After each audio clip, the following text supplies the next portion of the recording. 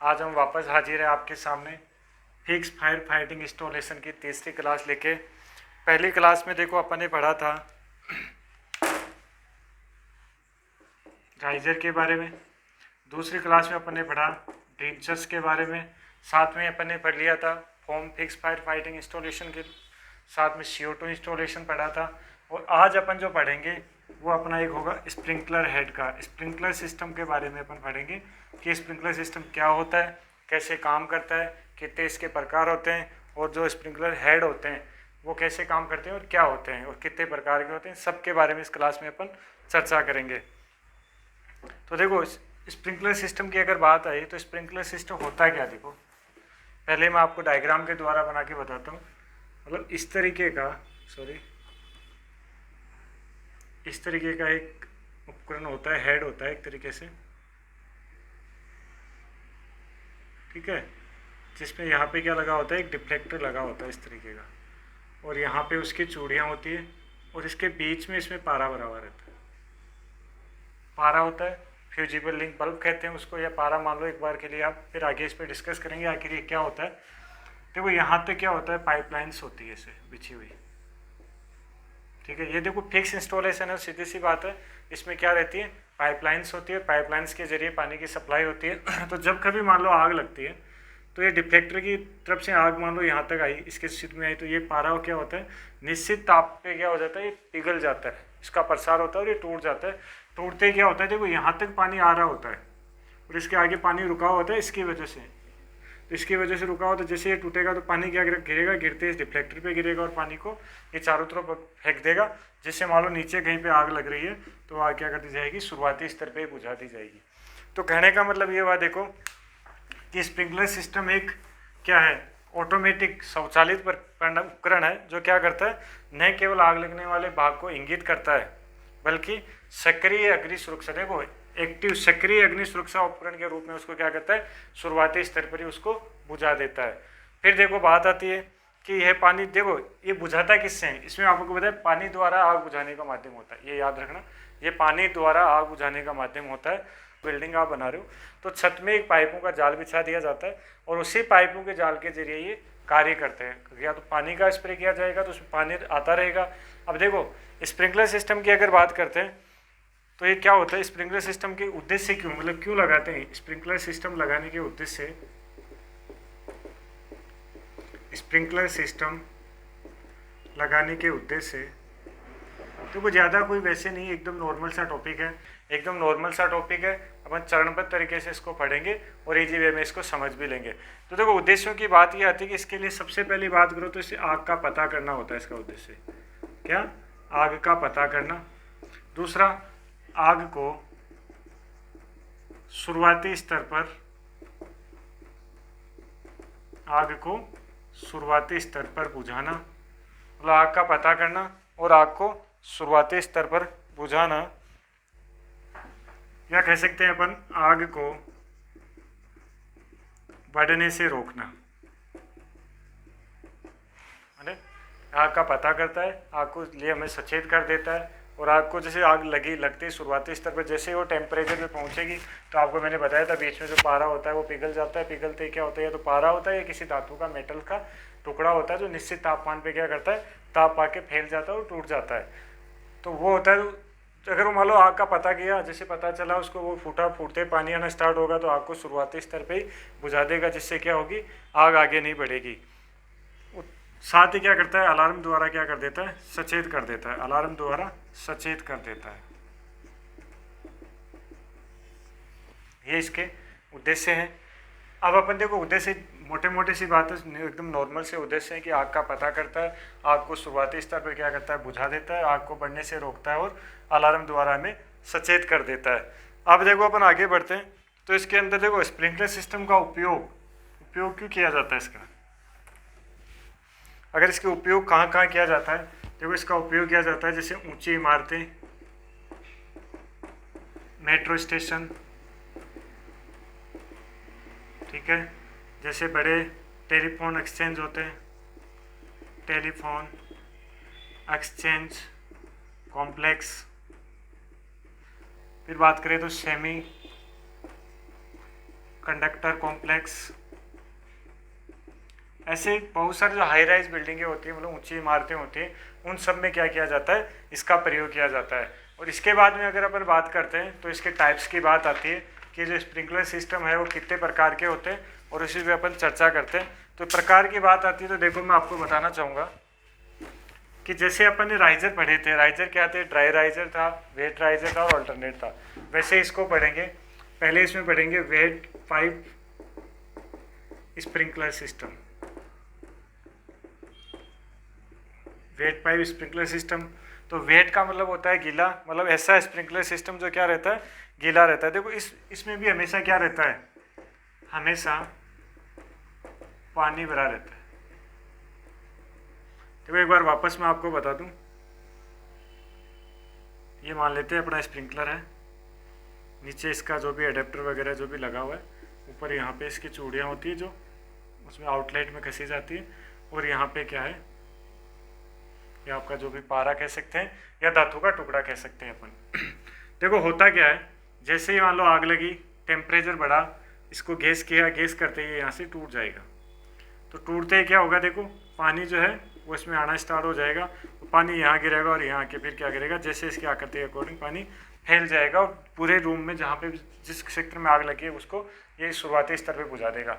अब देखो जैसे ही इसके आग लगने के बाद में अग्निशमन दल या कोई भी यहाँ पहुँचेगा, तो पहुँचते ही क्या होगा, देखो ये जो है आपका पानी निकल रहा है, इसको बंद करने के लिए मेन वाल्व बंद करना पड़ेगा। क्या बंद करना पड़ेगा, मेन वाल्व। यहाँ कोई वाल्व नहीं होता, मेन वाल्व नीचे पंप के पास होता है, उसको बंद करना पड़ेगा और आगे का कार्य फिर उसके बाद में स्टार्ट करना होता है।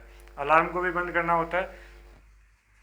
देखो वापस बात आती है वेट पाइप स्प्रिंकलर सिस्टम की, तो इसमें हमेशा क्या रहता है, पानी भरा रहता है, और कौन से प्रदेश में लगाया जाता है, शुष्क प्रदेशों में लगाया जाता है।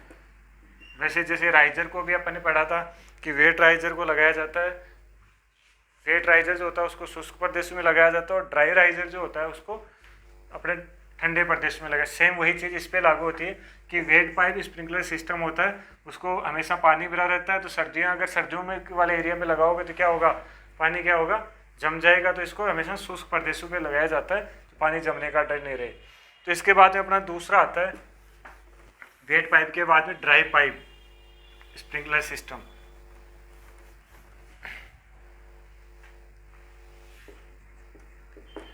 Dry pipe sprinkler system. देखो ड्राई का मतलब क्या होता है, सूखा। तो ऐसा स्प्रिंकलर सिस्टम जिसमें पाइप क्या रहते हैं, सूखे रहते हैं, वो स्प्रिंकलर सिस्टम। अब देखो ऐसे ये कहाँ लगाया जाएगा, ये लगाया जाएगा ठंडे प्रदेशों में। ठंडे प्रदेशों में लगाया जाता है जहाँ पानी जमने का डर रहता है। अब इसमें देखो क्या भरा रहता है, इसमें वही चीज़, इसमें एयर कह सकते हो या नाइट्रोजन कह सकते हो, इसमें भरी रहती है। और जब कभी आग लगती है तो आग लगते समय क्या किया जाता है, इसमें पानी की व्यवस्था की जाती है। इसके बजाय इसमें क्या रहता है, हवा या नाइट्रोजन भरी हुई रहती है। तो ये था अपना पहला पढ़ा अपन ने वेट राइजर, वो वेट पाइप राइजर सिस्टम, और ये था ड्राई राइजर। अब देखो इसमें नेक्स्ट जो आता है वो वही आता है अल्टरनेट या वेट या ड्राई राइजर। देखो ये चीज़ें ज़्यादा समझने की जरूरत है क्योंकि अपन ने राइजर में इनको समझ लिया था। अल्टरनेट वेट या dry riser, sorry dry sprinkler system, same चीज़ें, दोनों में एक ही तरीके की बातें, कुछ भी अलग नहीं है।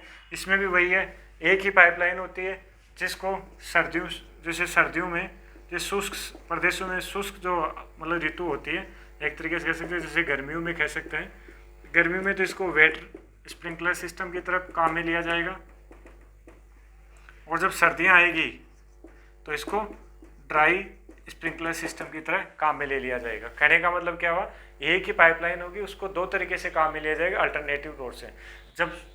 जब इसमें मतलब वेट को लिया जाएगा कौन से टाइम पे, जब इसमें यहाँ पे गर्मी होगी तब तो, और जब सर्दी होगी तो इसको ड्राई को काम में ले लिया जाएगा, जो ड्राई राइजर होता है इसको। तो इस तरीके से अल्टरनेट में दोनों होते हैं। अब देखो इसके बाद एक और बचता है अपना,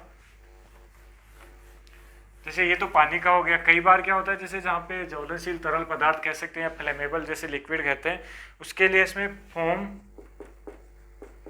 फायर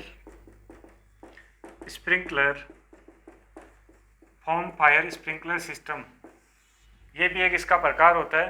कहने का मतलब जहाँ पे ज्वलनशील पदार्थ होते हैं जिनको जलने का खतरा ज़्यादा होता है, जल्दी आग पकड़ने का होता है, वहाँ पे इसको लगाया जाता है और इसमें क्या होता है, जो सिस्टम होता है इसमें से क्या निकलती है, फोम निकलती है। बस पाइपलाइन जो बिछाई होती है उससे क्या निकलता है, आप फोम निकलती है। और जैसे आग लगती है फोम क्या करती है, तरल पदार्थ पे फैल जाती है और उसको ऑक्सीजन नहीं मिलने देती, तो आग क्या हो जाती है, सबतः बुझ जाती है।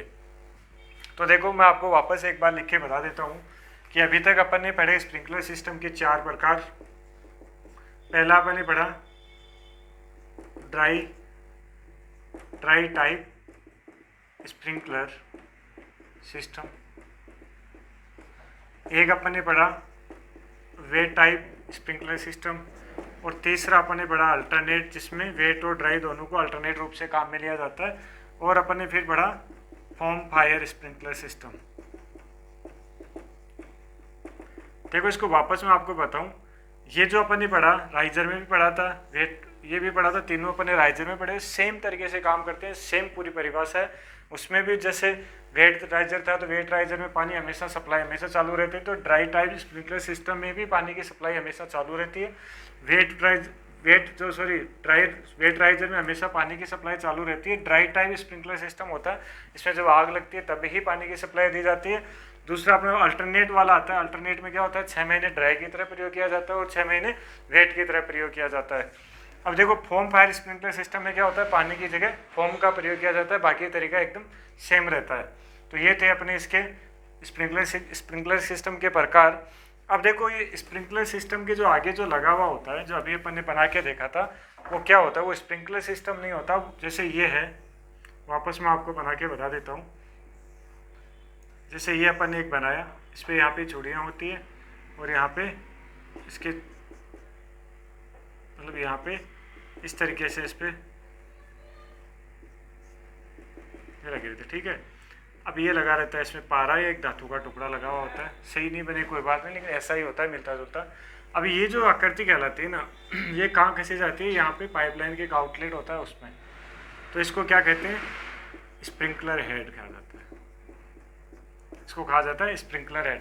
अगर अपन डेफिनेशन की बात करें तो स्प्रिंकलर सिस्टम में पाइप के आउटलेट को सील करने के लिए जिन यंत्रों को काम में लिया जाता है, स्प्रिंकलर सिस्टम में पाइप के आउटलेट को, मतलब ये जो पाइप का आउटलेट था, इसको सील करने के लिए, यहाँ पे ये खाली रह गया तो इसको सील करने के लिए जिस यंत्र का प्रयोग किया जाता है वो स्प्रिंकलर हेड कहलाते हैं।